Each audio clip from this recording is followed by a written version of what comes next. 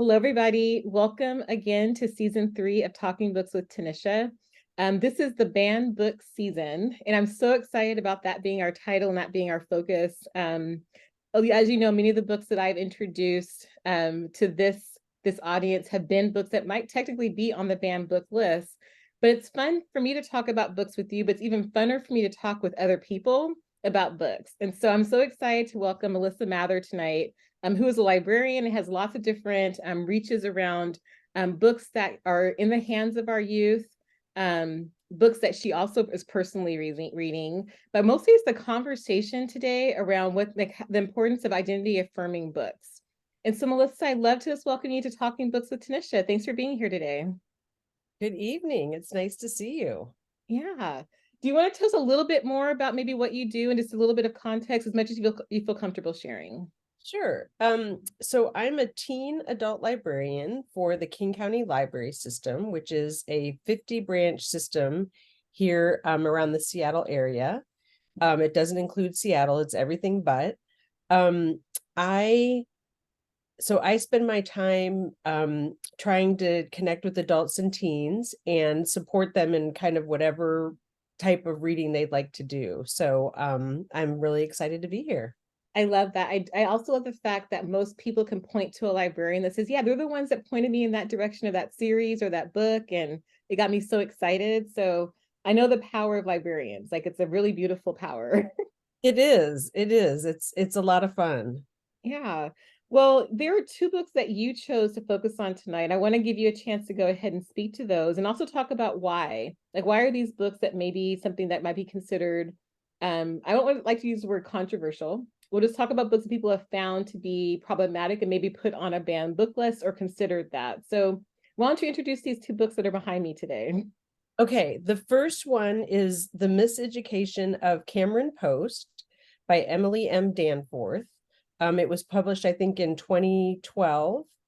And then the other book I wanted to talk about is the autobiography of Ms. Jane Pittman. And I think that was published in 1971, I think. I'm pretty sure that that's correct. I picked both of these for two pretty different reasons, I think. The autobiography of Ms. Jane Pittman is something that I read. I probably was in middle school, I think, or maybe high school. And I can remember the tactical feel of the book in my hand. And I think it's because, one, it was a paperback, but the cover was like hardened so that it kept it together. It was very, very thick. But also it was probably the first time I was introduced to the story of slavery. And I would say it is fiction, but it's based on the life of Ernest J. Gaines. But it made I can just remember reading it like I think of how I read a thriller now.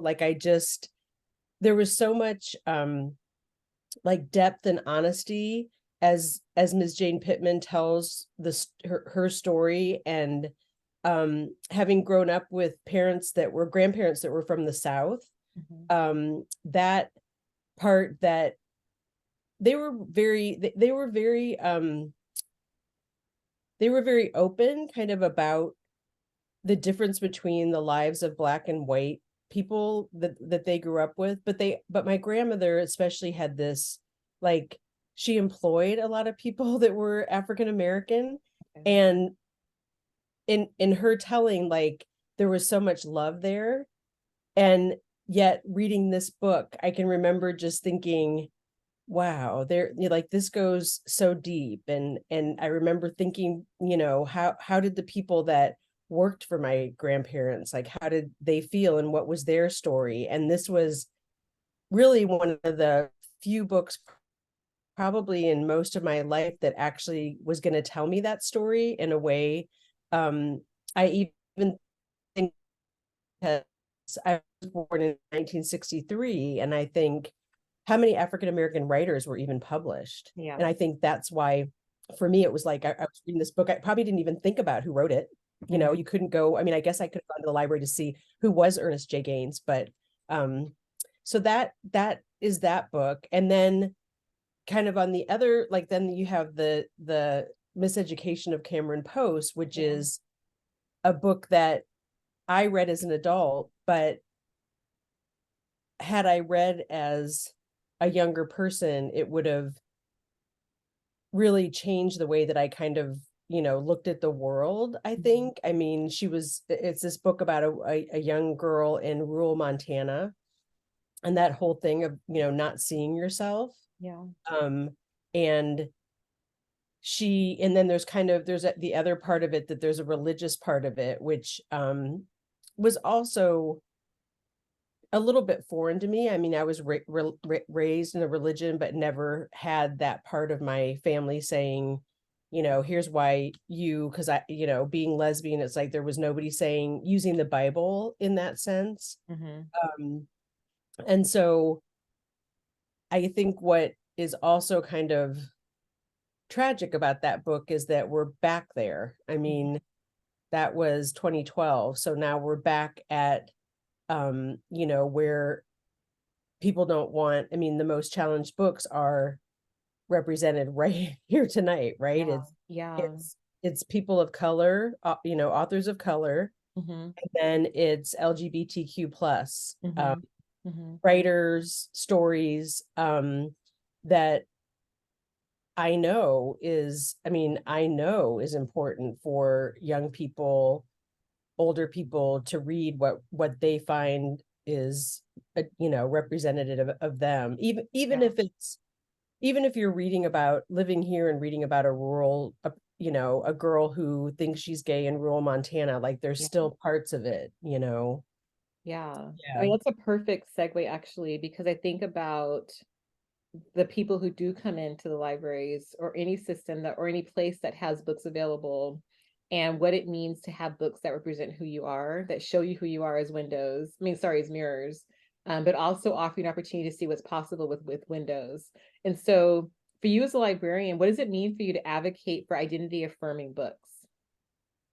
Well, I mean, one thing that incidentally is that our at our library system, we have just this, I guess for a little bit over a year, we've had a much stronger intellectual freedom committee. And so, you know, our focus is access, right? So,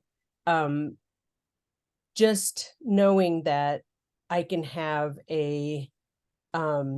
you know, when I think like a young Vietnamese teenager, you know, Vietnamese teenager come in, and I can actually go to my shelves and say, you know, here are more than one book that are written by somebody who is of Vietnamese descent. You know, that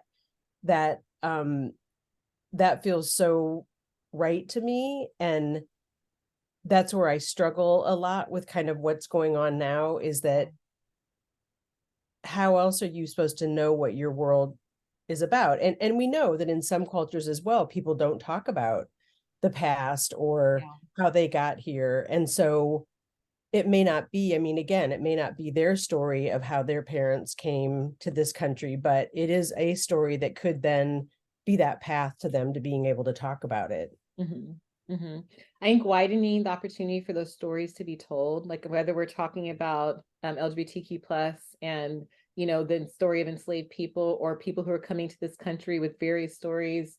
I think about the threat that happens when we don't get to share those stories, and what happens to the youth who don't have access to those opportunities, like self-esteem, you know, the idea of like, you know, suicidal ideation, like all those things increase.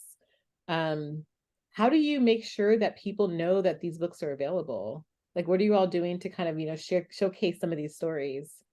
So one of the things that we do is we also have some committees, and so I'm on the Pride committee, and what we do is for any like notable celebration of any, you know, whether it's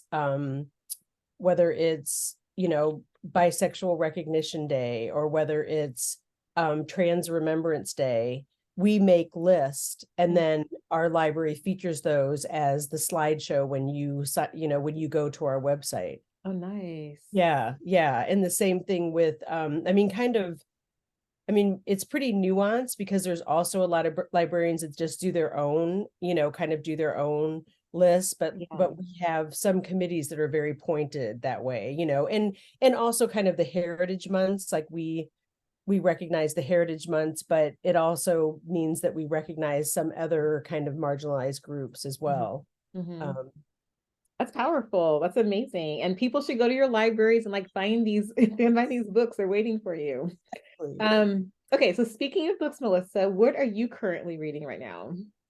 so I'm usually one of those people that doesn't like to read whatever the popular book is, but as an Okay. adult librarian as well, I like that's important for me to do.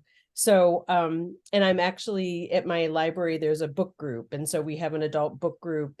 Nice. And so one of the books that is coming up is Lessons in Chemistry, Okay. which is Okay. also a book that just was made into a Netflix show. Yes. Yeah. So unfortunately, like my partner read it a while ago and so then wanted to watch the show. And I was like, wait, I need to. So that about a scientist in the 50s. So again, somebody that has a story that I don't know if any of it is true, but I'm sure that in the 50s there were some women that were trying to, still are, right? Or still Yeah. trying to break into science. So yeah. Yeah. Amazing. Okay, I'm walking into your library and I'm looking for a book. Um, what's most popular right now with the teens? What's a book that you would recommend for a teen right now? Well, the go-to right now are graphic novels. Okay.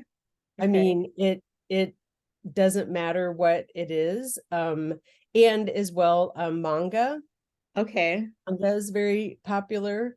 Um, and and then they're like a few of my patrons that I know, like if there's any like fantasy with romance, like Mhm. that seems to be big in the community of my library. Okay. Um, so yeah, so kind of mix, and it's always interesting to try to get that information from a young person, like kind of I try to kind of wander over, and if I've never seen them before and say, oh, can I help you? And so Yeah. I would say 80% of the time they're fine on their own, or they Okay. just, but yeah, so I love yeah. that. Well, thank you so much for taking time today. I'm thinking it's more and more important that people understand the liberties around literacy or the freedom of literacy, is something that we cannot take for granted. We have so many books right now that are available, that are beautiful, that are like, so important, I think, to get in the hands of like both youth and adults alike. I just want to thank you for like your efforts and everything you're doing to make sure that continues. I appreciate that. Thanks for being a guest today. Yeah, and I did want to say this is what's interesting, right? Is I realized that I use the term slavery. And part of that is because I was reviewing things about the autobiography, which of course that was an acceptable way of, and now it is enslaved people. So I do want to point that out, that there's also that aspect of reading books that aren't contemporary, is Yeah. that they're a way to have a conversation, right? And explain to people like this is why these word choices are used. So I just thought I would Yeah. mention that as yeah. I love that because that also goes back, I think, to some of the conversations that are happening in schools around like, do we still like the language in which we use and being able to use it as like an example, once as time goes on and we start thinking more about how history has been given to us and we have a chance to have the conversations, I think there's strength in the conversations. Yes, Yeah. indeed. Yeah. So Yeah. thank you very much for inviting me. Oh yeah, thank you for agreeing. I appreciate it. Everyone, thank you so much for being here today and watching. Melissa and I have this conversation. Melissa, these two books that you brought, thank you. Like I'm so pleased and honored to be able to like hear you talk about them. Everyone, there are more episodes to come. There's more episodes that have been taped. Please like and subscribe and share this with everyone that you know.